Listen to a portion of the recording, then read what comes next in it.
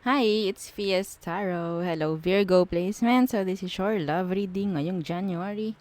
Okay, so syempre, before tayo mag-start, kung hindi ka pa nakakapag-subscribe, please do subscribe and hit the notification bell para lagi po tayo maging updated sa mga mangyayari pa lang. Okay, and yes, don't forget na mag-follow sa atin pong FB page. And kung may tanong po pagdating sa private reading, just message me sa akin pong FB page for more info. And yes, may torotot, no? Nakaka-distract. Oo, so nasa na tayo. Kung may tanong po, no, again, pagdating sa private reading, just message me. And yes, if you're interested na magpa-reading sa aking friend, message lang po kayo sa kanya pong FB page na Perception of Light. Okay? And yes, don't forget na rin na mag-follow. Okay? Thank you. And syempre, pagdating sa ating all-in-one Evil Eye Bracelet. Oo, diba? So, yeah. Ito po ay available sa red and black string. So, itong akin kasi black. Yes, I love black. Yes. Oo. So, yeah. So, kung may mga tanong, pagdating dito, message lang po no, sa atin pong FB page. Wag po sa comment section. Wag po sa kung saan. Oo. Doon lang po. No? Oo. Para kayo'y makausap ng aking admin. So, hindi po ako kasi yung nakikipag-usap. Oo. Madalas. Oo. Kasi hindi ko po makaya na. Oo. Sa reading pa lang. Hindi ko na kayo diba? Magre-reading ako. Kakausapin ko kayo. Sige. Okay. So, ano pa ba? Yeah, itong ating evil eye ring. So, kung meron ding tanong about this, excuse my nails. So, message lang po no, sa atin pong FB page. Yan, ito yung ating evil eye ring. May mga nakatanggap na rin ito. Yes. Alagang-alaga naman nila and dapat lang alagaan. Okay, so, yeah. Let's start Virgo placements. This is your love reading ngayong January, okay? Regarding sa iyong person, ano bang meron? Okay, so, who is the person on your mind, Virgo? Who is the person on your mind, Virgo? La la la. Okay. The Judgment in reverse. Pwedeng Scorpio. Okay, so Virgo, itong taong ito, pwedeng may nag-end sa inyo. A cycle, might be.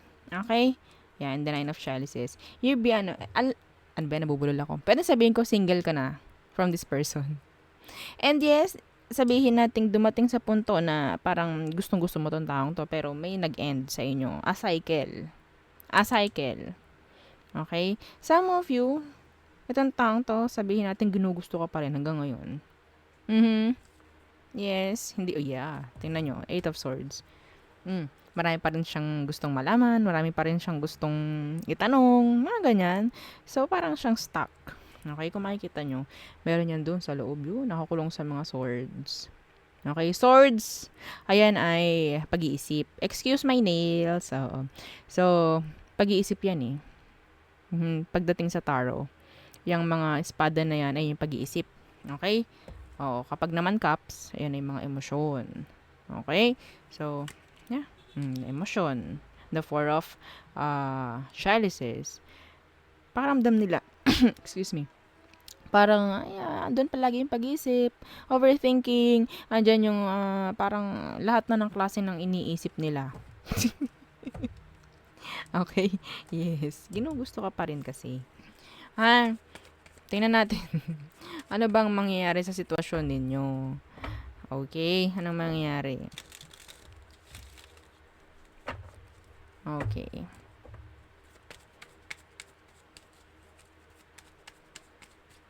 Ngayong January. Okay. The Five of Chalices in reverse. Some of you, andyan yung parang move on ka na. Okay. Nawawala na yung kung anumang issue. What's with the Five of Chalices?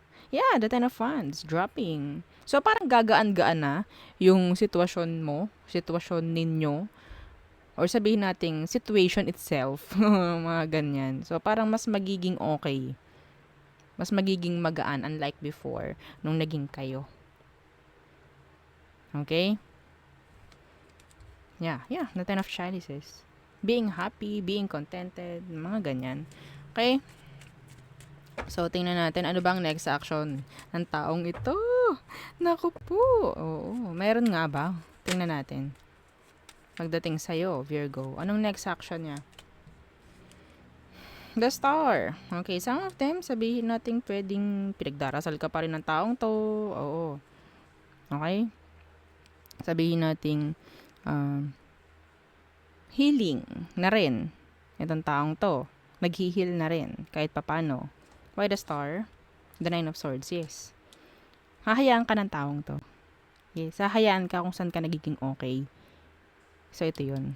Kaya nagiging ganito or magiging ganito ang situation ninyo ngayong January. Napakagaan. Napakagaan. Yeah, andun yung pag-i-stock lang. Hindi, sabihin natin, okay, some of you, kung merong pag-uusap, yeah, may communication, hindi naman actually lagi.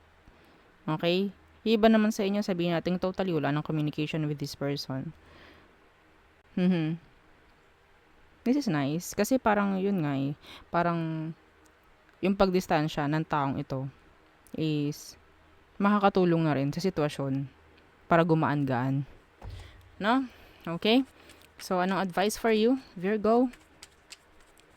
Ang ganda ng ganitong reading. Gusto ko ng ganito. Okay. Anong advice for Virgos? So, pagpatuloy mo kung mga ginagawa mo, di ba? Oo. So, tingnan natin. The Two of Swords and the Three of Swords. Okay. Sa inyo, sa iba sa inyo, kung masyado kang nag-iisip pa rin sa sitwasyon niya, wag na. Okay? Sa mga Virgo dyan na hindi naman na totally iniisip, okay, you're doing the right thing. Okay? You're avoiding conflict kasi. Two of Swords, Three of Swords, this is Five of Swords. That's conflict. No? So, you need to avoid this. You need to avoid the pain. Okay? The Two of Swords, this is avoiding. Avoidance. What? The Three of Swords. Ano yung Three of Swords? Yung pain. Yung ache. No? Okay? So, mas maganda, healing na rin. Focus on healing. Okay? Hindi pwedeng, okay, drop ko na to, mas magiging okay ako. Pero, kailangan mong dumaan sa tamang process ng healing. Okay? Para hindi masakripisyo yung next mong magiging person. Okay? Para ang makuha mo rin is someone who is healed. Ha? Okay? So, yeah. The moon in reverse. Oo. Huwag mo na ilagay yung sarili mo sa mga komplikadong sitwasyon. Kasi siya is, gusto ka rin naman niya na maging okay. Hinihiling ng taong to na maging okay ka na rin daw. This is nice. This is light lang. Oo, light lang yung energy nito. Unlike dun sa mga iba. Oh my goodness. Oo. Na? Oh, this is nice. Yeah. So, yun lamang ang nakikita ko for you, Virgo, ngayong January. Hindi na siya makita. Ayan. So, tayo ito muna sa all signs. Aries through Pisces. Aries. Moving on. Taurus. Pag-alis. Okay? Paglayo. Closure for some of you. Gemini. May takot. Hindi alam kung paano gagawa ng tama sa'yo. Cancer. Being indecisive. Hindi makapag-desisyon. Ina-avoid. Okay? So, Leo. Miss opportunity. Yeah. Virgo. May pagbalik from the past. Oo, may pagbalik itong Virgo na to. Libra. Ayaw nila ng toxic. Ayaw nila ng conflicts. Yan.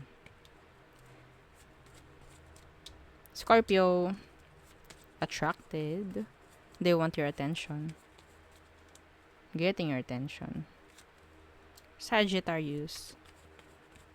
Pwedeng gumawa ng action. Some of them, pwedeng may mangyaring messages.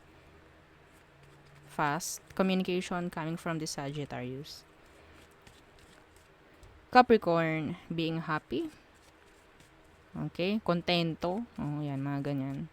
Pwedeng may malaman ka sa Capricorn na yan. Aqua, no equal give and take. One-sided with an Aquarius.